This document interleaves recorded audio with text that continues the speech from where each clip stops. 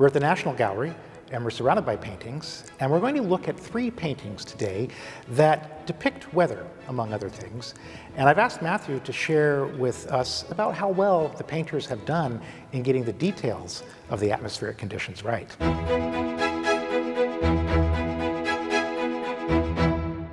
I've picked 3 paintings that span a range of almost 200 years. Maybe we could start with the Dutch painting, which is a winter scene. It's an image of people out on the ice, and I'm wondering what you detect in terms of how cold it is and what is it like to be there in that painting if the weather is as it seems to be? I think one of the most striking things about this painting is how clear the air looks. There's no fog, there's no mist near the ground. I think we'll have a very chilly night ahead, radiational cooling as you have that clearing, and for that reason, even though it looks kind of nice right there right now, I think the following evening will be extremely cold, if not bitter.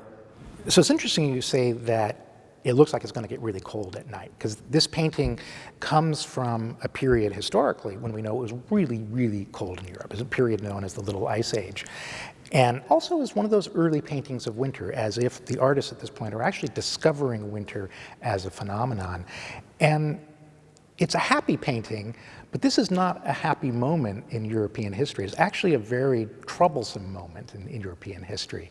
And I'm wondering if you detect any of that in the image. Are there any pointers to a darker side to this painting?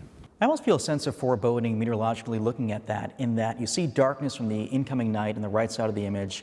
On the left side of the painting, you can tell the sun is just starting to set, but you notice the freshly fallen snow on the trees. It hasn't had a chance to blow off yet. The winds have died down, and ordinarily we might think, great, the inclement weather has passed, the snow showers, the wind is out of here. In reality, that allows for that radiational cooling, the atmosphere to do what's called decouple, meaning you have no more pockets of rising air. It's not pulling down momentum, no wind, and so as those winds go still, the ground can cool off markedly. We might drop 10, 15, 20 degrees or more.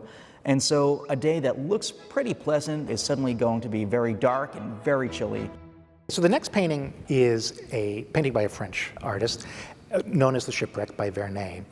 And it's a very dramatic painting. It probably touches on ideas of the sublime, the extraordinary power of weather and nature. Everything else is so beautifully done, the waves, the clouds, the sense of drama in the painting. But then there's this shaft of lightning that goes through it, almost like it's out of a comic book. It just does not look like any lightning I've ever seen.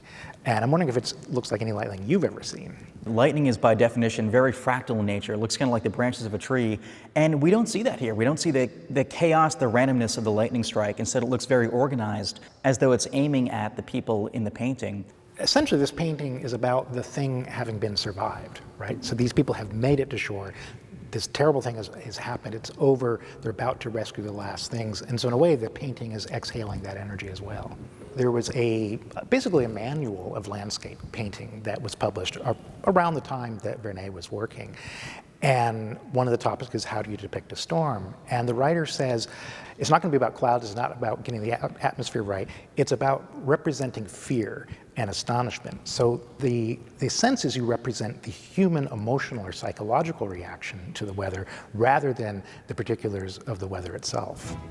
The last of the 3 paintings is by Constable, and I think for people who love art, he's sort of the great painter of the sky, of clouds, of weather. It's a picture of Salisbury Cathedral with a huge and very dramatic sky above it. If you've ever tried to take a picture of a really big building, you know this phenomenon where you keep having to walk backwards and backwards and backwards to get the whole building in the picture. And in a way, I feel like this is sort of Constable's discovery. Sky comes in, trees come in, the natural world just sort of floods into the image. And in a way, I think the attention is really on the sky itself. Clouds can mean any number of things. Is this, a beautiful moment in the morning? Is this a thunderstorm building or retreating? Is this painter, is his canvas going to get wet if he's out here doing this sketch under the sky? Most of what we see are these little tiny puffballs near the ground, almost like cotton swabs. What that would tell me is that there probably was a morning fog bank that started to burn off. The sun heated the ground, it kind of mixed out some of that moisture.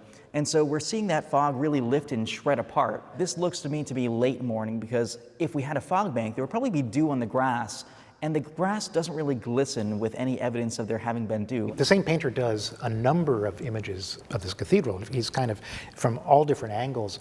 It's not so much a picture of this building, it's a picture of a nice day.